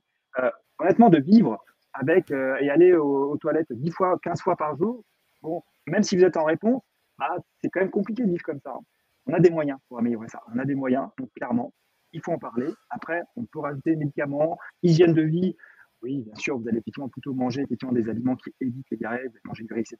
Ça aide, bien entendu. Mais aujourd'hui, parlez-en à votre médecin. On a clairement des moyens pour améliorer, peut-être pas tous, mais en tout cas la majorité de des effets secondaires. Ok. Merci, Laurent. Je vais laisser la parole, François, pour la suite, peut-être, je pense. Si on a, oui, on va pas. Ça répond, hein, le chat marche à fond. Oui. On va passer au traitement de la rechute.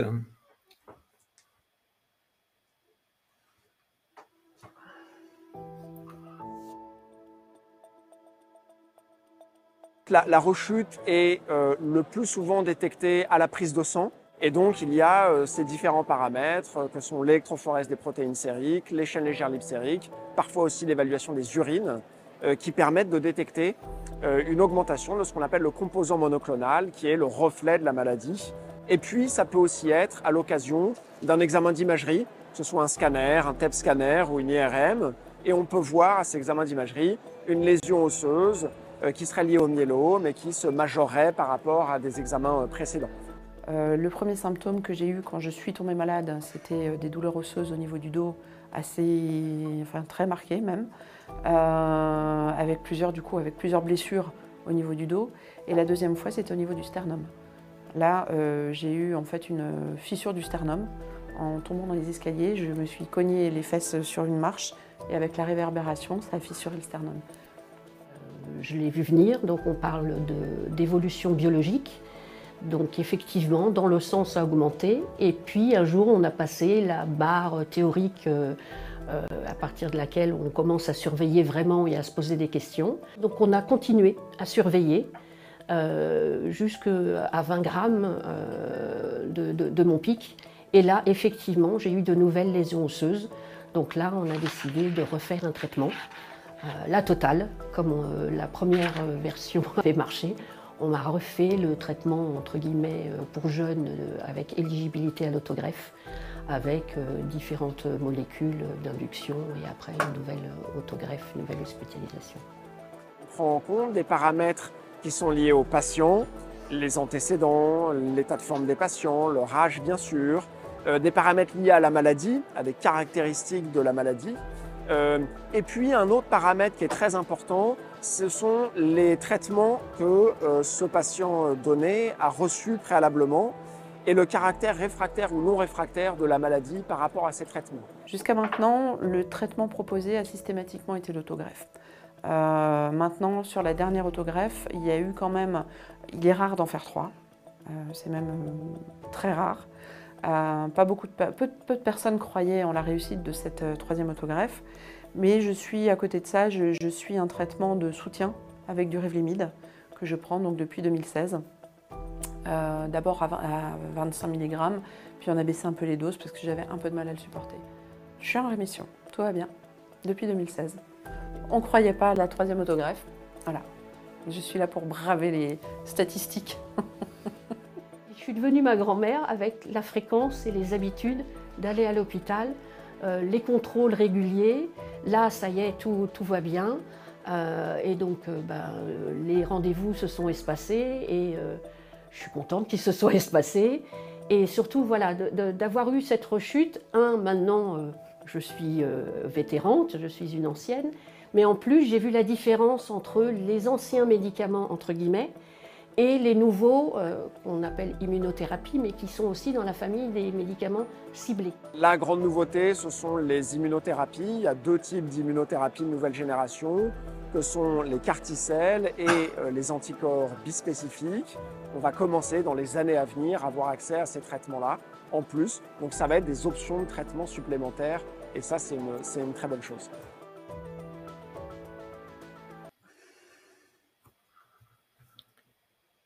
Bien. Des commentaires? Juste, moi, j'ai une question qui a été posée, qui est souvent posée d'ailleurs, c'est Florence quoi, sur le chat qui pose. Quelle est la différence entre chimiothérapie et immunothérapie? Alors, chimiothérapie, c'est une thérapie chimique. Donc, c'est un médicament, et puis classiquement, c'était ce qu'on utilisait avant dans les traitements des cancers, qui sont des médicaments qui, en général, s'attaquaient à toutes les cellules qui se renouvelaient en permanence et rapidement. Et donc, c'est pour ça que les chimiothérapies classiques ont des effets secondaires un peu sur plein d'organes, les nausées, la diarrhée, les cheveux, les globules, parce que ça tue toutes les cellules en renouvellement, notamment les cellules cancéreuses, mais aussi les cellules de l'intestin, les cheveux, les cellules du sang, etc. Et donc, l'immunothérapie, ça fait référence plutôt à des traitements qui vont utiliser le système immunitaire pour attaquer la cellule cancéreuse. On sait que le cancer, on fait tous des cellules cancéreuses tous les jours dans notre corps, et normalement, notre système immunitaire, il les détecte et il les élimine. Alors, pourquoi, à un moment donné, le système immunitaire n'arrive plus à éliminer la cellule cancéreuse, soit parce qu'il y a trop de cellules cancéreuses et il est dépassé, soit parce que ce système immunitaire, il s'est un peu endormi. La raison, on ne la connaît pas vraiment, mais on a des médicaments qui permettent de réveiller ce système immunitaire ou de l'utiliser pour aller tuer la tumeur. Et donc, c'est le principe de tous ces nouveaux traitements, les anticorps monoclonaux. Le daratumumab, en fait, comment ça marche? Il se fixe sur la cellule malade et avec sa structure d'anticorps de médicaments, il va appeler les cellules du système immunitaire pour que celles-ci détruisent la cellule tumorale. Donc, c'était les premières immunothérapies. Et depuis, on a des traitements encore plus puissants, performants, que sont les CAR-T-cells, où là, carrément, on prend les lymphocytes T, on les sort, et on les manipule et on les réinjecte, ou les anticorps bispécifiques, qui entraînent une activation très importante du système immunitaire. Donc, c'est un mécanisme un peu plus ciblé, un peu différent, mais on pourrait dire que quand on dit chimiothérapie, si on entend chimiothérapie égale traitement du cancer, on pourrait dire que les immunothérapies, ça fait partie des chimiothérapies anticancéreuses. Ok, merci Laurent. Moi, j'avais une question, c'est souvent, donc on a vu les traitements, c'est très bien expliqué dans la vidéo. Les traitements comprennent souvent 3 molécules, et qu'est-ce qui se passe si le malade ne supporte pas une ou l'autre de ces molécules? Est-ce qu'il est possible qu'il n'ait par exemple que le DARA ou pas? Alors, en général, on ne donne pas que le DARA parce qu'on sait que le DARA, quand on le donne tout seul, il ne marche pas ou il ne marche pas longtemps. Et donc, c'est l'intérêt d'attaquer le myélome par différents moyens avec des médicaments qui agissent différemment. Donc là, vous voyez les classes des médicaments. Alors, ça dépend ce qu'on appelle ne pas supporter. si on utilise une combinaison au début et qu'au bout de 15 jours, le patient ne supporte vraiment pas, fait une grosse complication et qu'on est obligé d'arrêter un des médicaments, en général, on va plutôt le remplacer par un autre médicament de la même classe. Donc, par exemple, si j'utilise daratumumab, thalidomide et Velcade, et le patient ne supporte absolument pas la thalidomide, ça lui donne... il a tout qui tourne autour de lui, il est déprimé, ça ne va pas du tout, donc on arrête la thalidomide et on le remplace. Par contre, si on est à 6 mois, à 1 an, à 1 an et demi, et puis qu'on a un traitement par daratumumab, lénalidomide, ça va être le plus souvent, le fameux schéma Maya ou le schéma Pollux à la rechute, et qu'au bout de 1 an et demi, le lénalidomide, on ne le supporte plus, ça donne la diarrhée, ça donne des crampes, ça fatigue. En général, d'abord, on baisse les doses. Et parfois, on arrive à continuer en baissant les doses. Et puis, si vraiment ça ne va pas, eh ben, on l'arrête. Et à ce moment-là, on peut continuer le daratumumab tout seul parce qu'à ce moment-là, le myélome, il est contrôlé. Et l'intérêt du daratumumab tout seul, ça va plutôt d'essayer d'empêcher ou de retarder la survenue d'une nouvelle rechute plutôt que de contrôler une maladie très active. Mais en général, quand la maladie est très active, si on utilise un seul médicament, ça, c'est pas assez efficace. Merci. Et qu'en est-il de la dexaméthasone, qu'on retrouve dans les traitements, à différentes étapes, hein, aussi bien dans les gens qui ne sont pas éligibles à l'autogreffe que dans la rechute, et que certains, dont beaucoup de malades se plaignent des effets secondaires. Alors, la dexaméthasone, en général, c'est votre meilleur ami et c'est votre meilleur ennemi. C'est votre meilleur ami quand le myélome il donne des symptômes. Parce qu'en fait, il n'y a rien de plus efficace que la dexaméthasone si vous avez un tassement vertébral ou si vous êtes en dialyse parce qu'il y a un myélome. Enfin, c'est le premier traitement d'urgence qui va contrôler le plus vite la maladie. Mais la dexaméthasone, au bout de 2, 3 mois, 6 mois, 1 an, il faut arriver à l'arrêter. En général, on baisse d'abord les doses. Il y a beaucoup de gens qui ne supportent pas du tout la dexaméthasone à 40 mg, notamment parce que ça empêche de dormir, ça énerve, etc. Déjà, si vous passez à 20 ou à 10, parfois, on arrive à la maintenir plus longtemps. Encore une fois, le temps de contrôler le myélome. Mais je pense qu'on a tous cette proposition-là aux patients. Quand le myélome est bien contrôlé, au bout de 6 mois, au bout d'1 an, ça dépend un peu des médecins, ça dépend un peu du myélome aussi, ça dépend un peu du patient, mais on propose d'alléger la dexaméthasone. Souvent, on la passe à tous les 15 jours d'abord. Enfin, on va à la dose minimale, entre guillemets, donc 10 mg. Nous, à Toulouse, on a même des pharmaciens qui nous font du 8 et du 4. Donc, parfois, on prescrit du 4 mg. Après, on peut le passer à tous les 15 jours, à tous les mois, et des fois, on l'arrête complètement. Donc, la dexaméthasone, elle est très importante au diagnostic et au moment de la rechute, au début. Et après, il faut absolument l'enlever. Donc, il faut la supporter transitoirement, quoi, je dirais. Oui.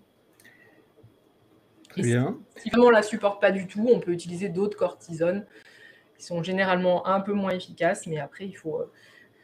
De toute façon, les traitements, les choix de traitement, ils sont théoriques au départ. On essaye de proposer ce qu'on pense être le mieux, et puis après, il faut toujours s'adapter à comment ça marche et comment c'est supporté. Donc, je crois que ce qu'il faut savoir, c'est que en fait, les doses peuvent être adaptées au cas par cas. Par exemple, le Revlimid, on peut diminuer le dosage, et puis la cortisone, vous venez de l'expliquer, espacer les prises, voire diminuer les doses longtemps. Oui, tout à fait. Finalement, le lénalidomide, le Revlimid, on donne 25 mg par jour, 3 semaines sur 4. Déjà, on donne 25 mg à quelqu'un de 40 kg, on donne 25 mg à quelqu'un de 90 kg. Donc, vous imaginez bien qu'après, si la tolérance n'est pas bonne, à 40 kg, on a plutôt intérêt à baisser. Ce n'est pas des médicaments qu'on donne en fonction du poids. Par contre, la dose est différente si la fonction rénale n'est pas parfaite. Si on sait que la créatinine, la clairance de la créatinine montre une insuffisance rénale, même s'il n'y a pas de dialyse, même si l'insuffisance rénale elle peut être liée à autre chose que le myélome, il faut réduire le lénalidomide parce que dans ce cas-là, à 25, c'est trop fort. Donc effectivement, les doses, tous les plans de traitement, ils s'adaptent à chacun en fonction de l'âge, du rein, du poids, de la tolérance, etc. D'ailleurs, c'est important ce que vous venez de dire, Aurore, parce que souvent les malades ont tendance à comparer leur traitement par rapport à celui du voisin, et c'est vraiment pas une bonne idée, parce qu'en fait, vous adaptez en fonction vraiment de la personne, quoi, et pas du tout, il n'y a pas, c'est d'abord par rapport à soi-même et pas par rapport aux autres qu'il faut comparer les choses. C'est sûr que c'est totalement humain, hein, on le comprend bien, cette comparaison, mais c'est vrai qu'il y a parfois plein de raisons qui font qu'on ne donne pas la même chose à chacun. Très bien. On va peut-être passer aux essais cliniques. Après, on a un focus plus particulier sur les traitements innovants et sur les cartes. Mais on va déjà parler des essais cliniques.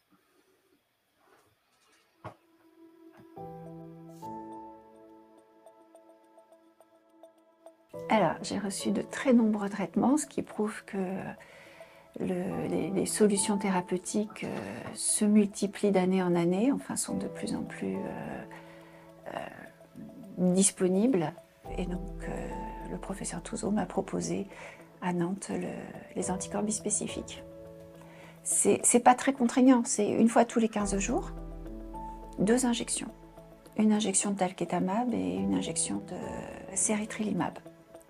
On décide d'inclure un patient parce qu'on espère qu'il y aura une plus-value à l'inclusion pour le patient en termes de réponse, en termes de survie sans progression et éventuellement même en termes de survie globale.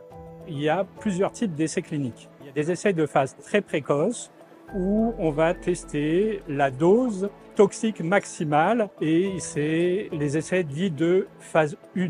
Ensuite, une fois cette dose identifiée, on va faire un essai de phase 2 pour juger de l'efficacité, mais ça ne sera pas une preuve absolue d'efficacité. La phase 2 sera suivie d'une phase 3 où on testera le traitement standard versus le traitement expérimental où il y aura la nouvelle drogue. Il y a des essais qui impliquent des anticorps bispécifiques dans des rechutes plutôt précoces, 2e, 3e ligne, en association avec le daratumumab ou en association avec le daratumumab et le pomalidomide. Il y a des essais de 4e ligne qui testent d'autres anticorps bispécifiques qui vont bientôt arriver sur le marché. Et enfin, il y a quelques essais de phase 1, c'est-à-dire qu'on utilise pour la première fois chez l'homme, qui testent d'autres bispécifiques que les bispécifiques couramment employés, qui sont dirigés contre le BCMA et le GPRC5D. Pour ce qui est des anticorps bispécifiques anti-BCMA, il y a plus de 700 malades qui ont été traités depuis 1 an par le biais de l'accès compassionnel et de l'accès précoce. Donc c'est très très important. C'est la démonstration du bénéfice collectif auquel ces essais permettent d'accéder.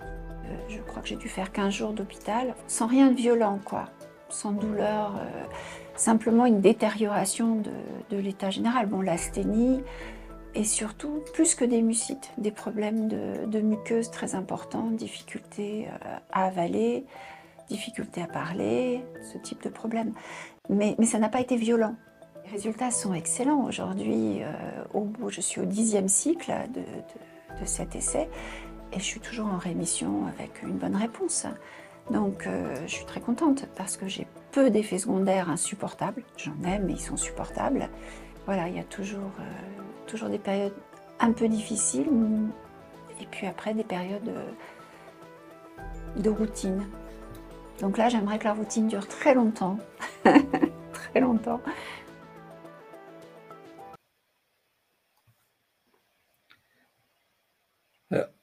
Dans la vidéo, il est question de survie sans progression. Alors souvent, les gens, quand ils entendent ça, ils s'arrêtent à survie, ils n'écoutent pas le reste. Et donc, est-ce que vous pouvez nous expliquer ce que ça veut dire? Oui, bien sûr. En fait, c'est vraiment des termes que nous, on utilise beaucoup dans les essais cliniques. Hein. Ça me permet un peu d'évaluer la réponse. Alors, ça veut dire quoi, effectivement, la survie sans progression? Ça veut dire tout simplement que le pic n'est pas réapparu. Pour vous, en gros, ça veut dire ça que globalement, il n'y a rien qui est apparu. Biologiquement, on détecte toujours pas le pic. Ça veut dire ça. En fait, hein, clairement, ça veut dire ça. Alors, là où il faut vraiment nuancer, je crois que j'avais répondu à une question, c'est quand, à quel taux de pic ou quelle importance du pic on peut dire qu'on rechute, il faut démarrer des traitements. Dans les essais cliniques, c'est très standardisé parce qu'on a besoin de ça pour pouvoir justement comparer, etc. Ça, ok. Maintenant, ce que j'allais dire dans la vraie vie, bon, c'est pas pareil. Hein. On peut, alors, ce que j'explique souvent, c'est que on peut voir réapparaître un petit peu le pic au bout d'un moment parce qu'on a arrêté le traitement depuis un certain temps, depuis un certain nombre d'années, mais ça ne veut pas dire forcément qu'on va redémarrer le traitement. C'est ça qui est important. Alors, d'accord, on serait en survie en progression selon les définitions de l'étude clinique, mais ça ne veut pas dire que pour autant qu'il y ait d'urgence. Ça dépend de plein d'autres choses, de la rapidité d'augmentation du pic, de savoir est-ce que vous avez d'autres symptômes, par exemple l'anémie qu'on a vu effectivement au départ. Tous ces éléments sont vraiment importants à prendre en compte, quelque part pour vous rassurer quand même. Voilà. Dès qu'on voit que le pic réapparaît, ce n'est pas tout de suite forcément synonyme en tout cas de reprise d'un traitement. C'est vraiment ça qui est important, je pense, le message en tout cas sur cette fameuse survie sans progression. Sur les essais cliniques, hein, quand j'ai souvent des malades au téléphone, et la peur des... Est-ce que, donc vous, en tant que médecin, vous proposez régulièrement des essais cliniques à des malades parce que les essais cliniques correspondent à leur situation. Et il y a cette peur quand même des essais cliniques d'être, alors le mot cobaye qui apparaît, ou aussi le mot si je suis dans un mauvais bras, hein, parce que la plupart des essais cliniques, il y a une comparaison entre deux possibilités de traitement. Si je suis dans un bras et pas dans l'autre, est-ce que j'ai une perte de chance? Voilà. Est-ce que je suis sans traitement? Voilà. Alors, il y a l'effet, est-ce qu'on a des placebos, des choses comme ça, tout ça, plein d'images toutes faites, fantasmes parfois aussi, et de peur qui tournent autour des essais cliniques. C'est normal, hein. Je pense que ça, on est d'accord, c'est un peu normal. Ce n'est pas des choses auxquelles on est habitué. On propose un essai clinique, on ne sait pas vraiment ce que c'est. Oui, et puis voilà, vous dites cobaye, mais c'est exactement. En tout cas, moi, c'est le retour que j'ai. Hein. Je veux dire, bien entendu, on a l'impression un peu qu'on va être utilisé pour essayer un nouveau traitement dont on ne sait pas. Alors, non, en fait, les essais cliniques, c'est compliqué. Alors, on va peut-être séparer les essais cliniques en deux. Il y a des essais cliniques qui, comme on va peut-être discuter l'étude MIDAS, qui est l'essai qu'on propose d'emblée dès le moment où on arrive au diagnostic. Et en fait, on ne teste pas vraiment de nouvelles molécules, mais on teste des associations pour savoir quelle association est la meilleure pour avoir le plus de réponses. Donc là, vous voyez effectivement l'essai Amidas, on s'occupe au corps. Qu'est-ce qu'on propose dans cette étude qu'on ne faisait pas avant, en tout cas, de manière, on va dire, ce qu'on appelle en routine, c'est-à-dire hors essai thérapeutique. C'est-à-dire, on propose 4 traitements et on va essayer d'adapter effectivement la durée du traitement, la possibilité d'avoir une autogreffe à la réponse. Ce qu'on ne fait pas forcément aujourd'hui, sauf quand on ne répond pas, mais à partir du moment où on répond, on continue le traitement. Sauf qu'aujourd'hui, avec l'étude MIDAS, on s'est basé sur ce qu'on appelle la maladie résiduelle. Donc, on va expliquer ce que c'était, c'est vraiment le fameux iceberg, on est tout au fond. Hein. À partir du moment où on est en maladie résiduelle négative, il faut faire 6 cycles de traitement. Alors, c'est 4 traitements. Hein. Là, c'est 4 traitements. Il y a un anti-CD38, il y a bien le Revlimid, il y a les corticoïdes, et puis un médicament que peut-être que tout le monde ne connaît pas, qui s'appelle le carfilzomib, qui est un médicament qui ressemble un peu au Velcade, qui est un peu différent, quand même, mais qui est de la même famille que le Velcade. Et on fait 6 cycles, et puis on analyse cette fameuse maladie résiduelle. Et en fonction de cette maladie résiduelle, si elle est négative, challenge, c'est-à-dire qu'on se repose la question, mais est-ce qu'il faut vraiment une autogreffe pour tout le monde? On a effectivement 2 bras. Alors, je suis d'accord avec vous, c'est un peu un tirage au sort, ce qu'on appelle une randomisation. Mais dans tous les essais cliniques qu'on vous proposera, il n'y aura jamais, mais jamais de perte de chance. De toute façon, on propose quand même quelle est la meilleure prise en charge que vous aurez eue hors essai thérapeutique. Alors, peut-être qu'on peut proposer mieux, et c'est tout l'intérêt de l'étude, mais de toute façon, il n'y a jamais de perte de chance dans un essai clinique. Sinon, non, quand on est médecin, on va effectivement, c'est bien notamment d'Hippocrate, voilà, on ne veut pas effectivement venir. Au contraire, hein, quoi qu'il arrive, de toute façon, vous ne perdez jamais de chance à participer à un essai clinique. Ça, c'est comme l'essai MIDAS. Alors, après, ceux qui sont MRD positifs, je finis juste parce que j'ai aussi la question de la double auto. Compliqué de répondre en fait. Hein, c'est vrai que quand on est MRD positif, qu'est-ce qu'on veut? Peut-être être en MRD négatif. Et là, au lieu de se dire peut-être qu'il ne faut pas autogreffer, là on va déjà dire un peu plus fort, on va se poser la question de cette fameuse double auto. Juste pour imaginer comment se passe en tout cas un essai clinique. Pardon. Ouais, non, pas de souci. C'est important ce que vous venez de dire sur les essais cliniques parce que et puis je pense que nous malades, il ne faut pas qu'on oublie que tous les traitements qu'on a aujourd'hui en routine, hein, les traitements de base, ils sont là parce qu'il y a eu des essais cliniques auparavant qui ont permis de prouver leur efficacité. Et c'est grâce à ces essais cliniques d'hier qu'aujourd'hui on a des traitements qui marchent bien. Absolument. Absolument, c'est important. Pour nous, c'est vraiment, bien sûr, c'est important. Après, ça, c'est le premier type d'essai, c'est-à-dire d'essayer d'améliorer ce qu'on propose déjà.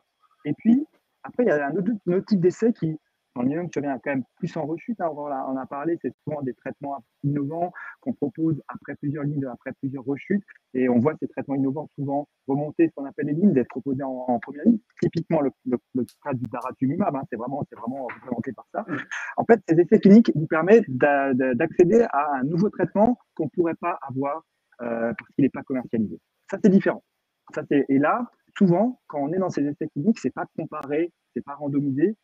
Alors, ça peut l'être, mais souvent, ça ne l'est pas forcément. Et on a forcément le traitement, alors à des doses différentes, parce que là, oui, on doit tester. Alors, je vous rassure, bien sûr, on le teste toujours avant sur les cellules, voilà, donc pour être sûr que je n'ai pas de problème particulier.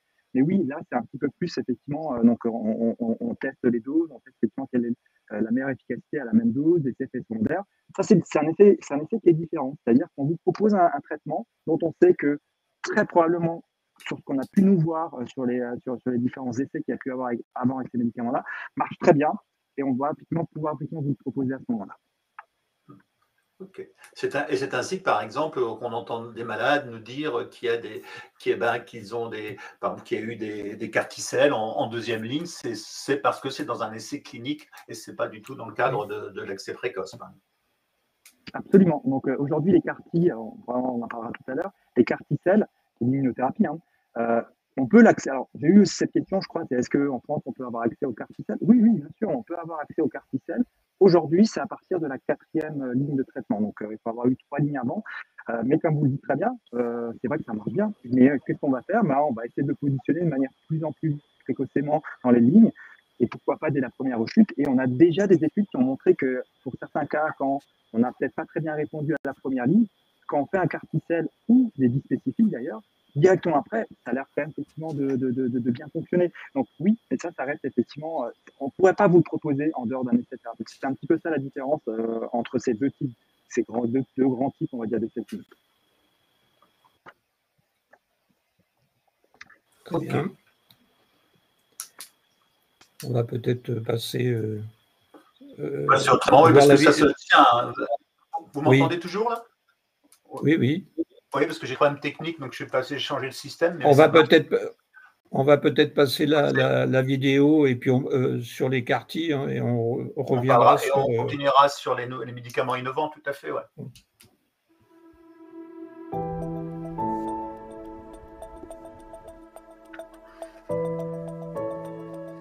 En 2016, on m'a diagnostiqué un myélome multiple. Alors, le premier traitement que j'ai reçu, ça a été une chimio de préparation pour faire une autogreffe. L'autogreffe a été suivie encore d'une chimio.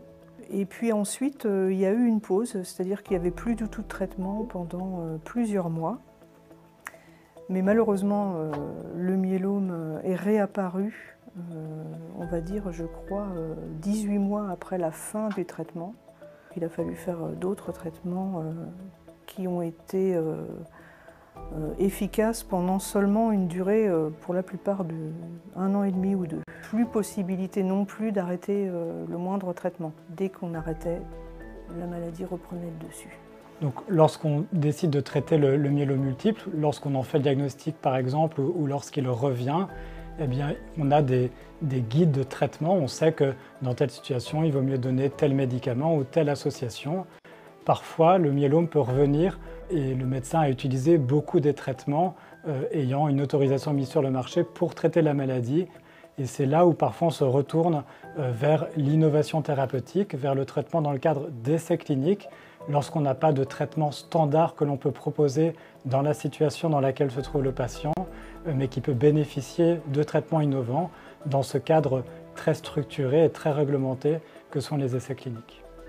Apparemment, je correspondais aux critères de sélection pour pouvoir bénéficier de cette thérapie innovante qui est la thérapie par carticelle. Ce traitement par carticelle, il s'effectue en plusieurs étapes. D'abord, on doit faire un prélèvement de cellules à l'établissement français du sang. Ces cellules-là sont envoyées aux États-Unis, transformées, et elles reviennent en 6 ou 7 semaines. Donc pendant ce temps-là, si besoin, on peut avoir une chimio qu'on appelle un bridge, je crois, C'est une chimiothérapie d'attente pour éviter que la maladie flambe. Ensuite, il y a la réinjection de nos cellules transformées. Cette réinjection, elle se fait à l'hôpital. Il y a quelques risques qui sont très bien contrôlés, mais en tout cas, il faut être hospitalisé pendant 15 jours et c'est le seul inconvénient. Et puis il y a aussi parfois un orage cytokinique qui apparaît pendant l'hospitalisation. C'est assez fréquent, mais en gros c'est une grosse fièvre pendant 3-4 jours. En tout cas en ce qui me concerne, c'était ça. J'ai trouvé que c'était quand même un traitement qui était assez facile en fait à recevoir. Je peux aujourd'hui envisager la reprise du travail au mois de septembre. C'est un retour à la vie d'avant, enfin une vie normale.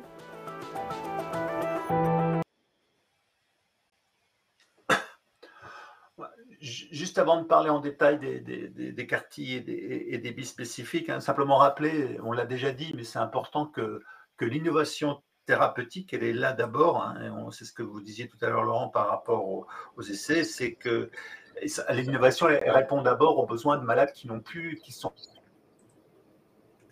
en grande difficulté, pour qui il n'y a plus vraiment de réponse avec les traitements ordinaires, enfin les traitements de routine. Et c'est en ça pour ça dire que la F3M s'est beaucoup, avec vous d'ailleurs, beaucoup battu pour que les médicaments innovants continuent d'être disponibles pour les malades du myélome, parce que c'est une réponse qui marche pour les malades qui se trouvent en situation difficile. Je ne sais pas qui c'est qui prend la parole, c'est Aurore peut-être sur les traitements ou sur l'innovation. Ouais, comme vous voulez, tous les deux. Hein. Non, on a alterné.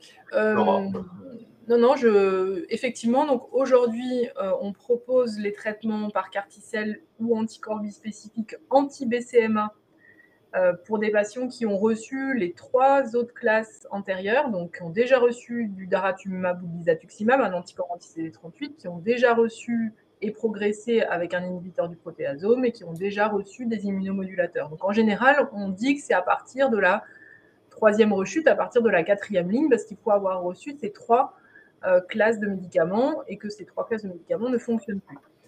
De plus en plus, on va voir remonter les lignes de ces CAR-T-cells et de ces anticorps bispécifiques. Par exemple, aujourd'hui, on a accès aux CAR-T-cells seulement ID-cell, mais on sait que l'Europe a approuvé la mise à disposition du cilta-cel dès la première rechute. Et l'ID-cell est aussi, au niveau européen, dans la phase de remontée des lignes. Et aujourd'hui, pour des patients qui, par exemple, auraient la malchance de ne pas répondre au premier traitement qui comporte les 3, donc là, ils seraient en seulement première rechute, mais en ayant déjà reçu les 3 classes de médicaments et qui ne fonctionnent pas, on arrive avec des dérogations, etc., mais on discute avec les gens qui délivrent les accès précoces, on arrive à faire un CAR-T-cell en première rechute pour les patients qui en auraient besoin. Donc vraiment, les choses, elles sont en train d'évoluer. Les anticorps bispécifiques, on a parlé du teclistamab et de l'elranatamab, donc ça cible BCMA, comme les CAR-T-cells. On a aussi la cible GPRC5D, et on a entendu dire que le talquetamab allait être disponible dans les prochaines semaines. Donc ça, c'est aussi une excellente nouvelle pour les patients surtout qui sont déjà sous bispécifique anti-BCMA et pour qui malheureusement le myélome reviendrait. Donc les choses sont vraiment en train d'avancer très vite.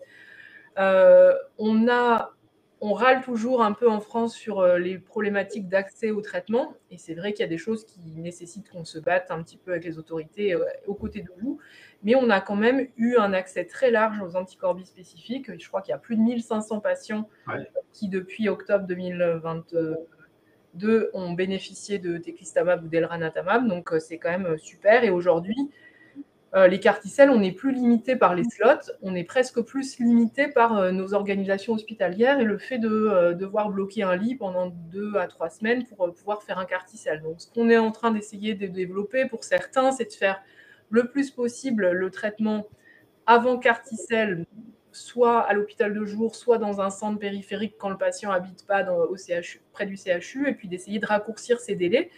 Mais ce qui va nous aider, c'est qu'il y a de plus en plus d'hôpitaux, de CHU qui sont qualifiés, ce qu'on appelle qualifiés, pour pouvoir faire des carticelles. Donc aujourd'hui, nous, on n'a plus de liste d'attente. On a des slots possibles et la liste d'attente, elle est plus sur les ressources hospitalières, on va dire. En fait, ce que vous êtes en train de dire aujourd'hui, Aurore, c'est que par rapport, et ça c'est vraiment très nouveau, je pense que nous à la F3M, on ne l'a pas encore dit dans ce qu'on fait, c'est que si vous estimez qu'un malade a besoin d'un carticelle, vous avez la possibilité de le faire. Ben, on demande, en tout cas, on n'est plus actuellement les slots de carticelle qui sont proposés par BMS, puisque c'est BMS qui propose IDCEL. Ouais.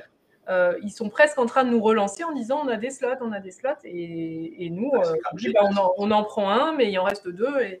Et voilà, bon, il faut aussi que tous les centres parce qu'au début, il y avait 11 hôpitaux dans lesquels on pouvait faire des carticelles, là, ça a quasiment doublé, mais il y a encore des centres qui sont dans les phases de qualification, donc il faut quand même plein de contrôles qualité avant de pouvoir commencer. Donc il y a un peu de délai. Peut-être que quand tout le monde va être ouvert, ça sera un peu plus le rush sur les slots. Mais aujourd'hui, il y a de la place en tout cas. Ouais. Il y a une question sur les coûts des carticelles. Alors, vu qu'aujourd'hui, c'est des accès précoces, nous, on n'a pas de visibilité en fait sur les coûts. On entend dire que c'est de l'ordre de 300-400 000 euros le carti, mais moi, je ne connais pas la négociation de prix qui est en cours entre BMS et les autorités, et puis qui va être... Et la F3M non plus. Voilà, donc je ne sais pas vous dire. Probablement, c'est à peu près 400 000 euros. Alors, quand ça marche bien et que mon patient n'a plus de myélome et n'a plus de traitement pendant 18 mois, je trouve que d'un point de vue médico-économique, ça peut s'entendre, même si c'est très cher, et que s'il y a d'autres carticelles qui arrivent, ce sera sûrement moins cher à l'avenir. Si vous prenez un anticorps bispécifique, probablement que si vous faites 18 mois de traitement d'un anticorps bispécifique, le coût, il ressemble aujourd'hui. Oui. L'intérêt du carticelle, c'est vraiment cette période sans traitement qui, comme on voyait dans le reportage, permet à certains patients de retravailler et puis voilà, de venir en consultation, nous dire bonjour, c'est pas la même chose que de venir recevoir des traitements pour vous, quoi. La personne qui témoignait devait reprendre le travail, a dû reprendre le travail, d'abord à mi-temps, mais reprenait le travail alors qu'elle était constamment sous traitement auparavant, quoi. Et on a des exemples de personnes qui ont été traitées par CAR-T et qui ont repris le travail et de face, au même rythme qu'avant. Donc le traitement a peut-être coûté cher, mais bon, je veux dire, ces gens-là, ils n'ont plus de traitement après. Ouais.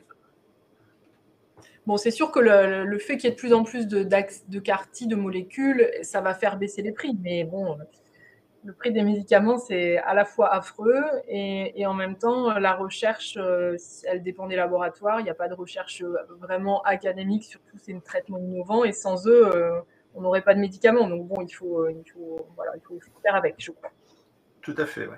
Et quand même, on arrive bientôt à la fin, je pense, mais simplement oui. dans tout ce que vous nous avez dit, je discutais il n'y a pas longtemps avec Margaret Macro, qu'on a vu tout à l'heure au début, sur l'histoire du myélome.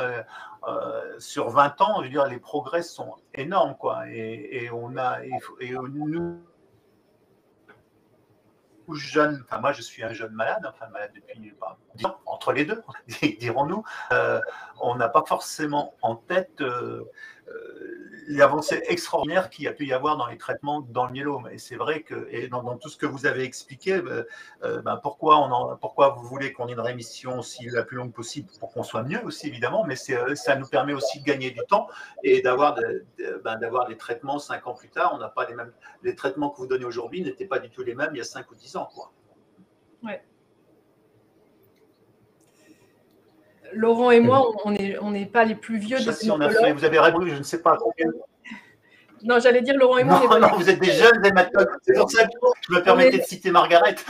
Moyen, mais on a quand même vu l'époque où on avait la chimiothérapie par VAD avant l'autogreffe et pas de traitement de maintenance. Donc, on a vraiment vu l'arrivée de tous ces médicaments et c'est vrai que c'est beaucoup plus. À la fois, c'est beaucoup plus simple d'annoncer un diagnostic de myélome aujourd'hui, je trouve, vu ce qu'on a à notre disposition. C'est plus compliqué, mais c'est plus facile au quotidien, je dirais. Est-ce que... Bien. On a fait le tour, on a beaucoup parlé de médicaments, il y a eu quelques questions dessus, et puis on en parlera plus la semaine prochaine dans la première, dans la deuxième RNM. Dans la deuxième RNM qui va avoir lieu la semaine prochaine. C'est toute l'importance aussi des... Oui, la deuxième RNM, pardon, oui. C'est toute l'importance, avec tous les traitements que vous nous proposez, sur notre qualité de vie, sur les activités physiques adaptées qu'on peut faire, sur tous les soins de support, l'importance de tout ça. On en parlera davantage la semaine prochaine, mais c'est vrai que c'est pas à côté, quoi. Il n'y a pas d'un côté, je pense, les médicaments et de l'autre côté, les soins de support et la qualité de vie. Je pense que voilà, c'est important de lier les deux. Hein, et vous en avez déjà répondu à quelques questions sur ce sujet, mais voilà, ça me semblait... voilà, il y a tous l'avancée de la technologie, de la technique des médicaments qui est très importante. Et puis, je pense aussi qu'il y a aussi l'avancée de la qualité de vie qui est davantage pris en compte et qui fait aussi beaucoup de bien aux malades. Bien, donc on va conclure, puisqu'on est arrivé au terme de cette première rencontre numérique du myélome 2024. Donc, merci d'avoir participé à cette RNM. Donc, vous pouvez, pour en savoir un peu plus, vous pouvez, et même beaucoup plus, vous pouvez vous informer en vous rendant sur Myélonet. Donc, rien de plus simple, il suffit de s'inscrire sur le site de la F3M.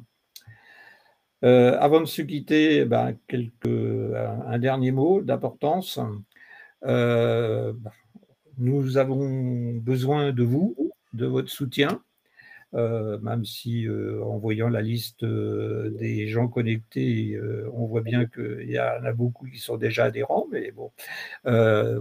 Et donc là aussi, rien de plus simple, il suffit de se rendre sur le site de la F3M. Merci à nos intervenants de nous avoir consacré du temps cet après-midi pour répondre à vos questions. Donc les bénévoles restent disponibles pour répondre à vos questions via notre site ou via les réseaux sociaux. On vous donne rendez-vous, alors 2 rendez-vous, d'abord la semaine prochaine pour la seconde RNM qui sera effectivement consacrée plus à comment vivre avec le myélome est plutôt pas mal, et donc elle sera consacrée à la fatigue, la douleur et l'anxiété et aux différentes pistes pour les gérer et les maîtriser. Et puis, notez déjà dans votre agenda aussi, rendez-vous le 16 novembre. Alors, je dis bien le 16 novembre, puisqu'habituellement, c'est au mois d'octobre. Alors, cette année, ça sera au mois de novembre pour la Journée nationale du myélome 2024. Voilà. Et donc, à la suite de cette rencontre aujourd'hui, vous allez recevoir un petit questionnaire de satisfaction et nous vous demandons de bien vouloir y répondre et de nous le renvoyer. C'est important pour nous parce que ça permet de voir ce que l'on peut... voilà, en vous priant de nous excuser pour il y a eu quelques petits cafouillages dus au fait que du changement de logiciel, il faut qu'on s'habitue. Voilà. Merci à tous pour votre participation. Merci, merci vraiment Aurore et Laurent de nous consacrer un samedi après-midi, même quand il fait beau. C'est vraiment, c'est important. Merci à vous et puis à très bientôt.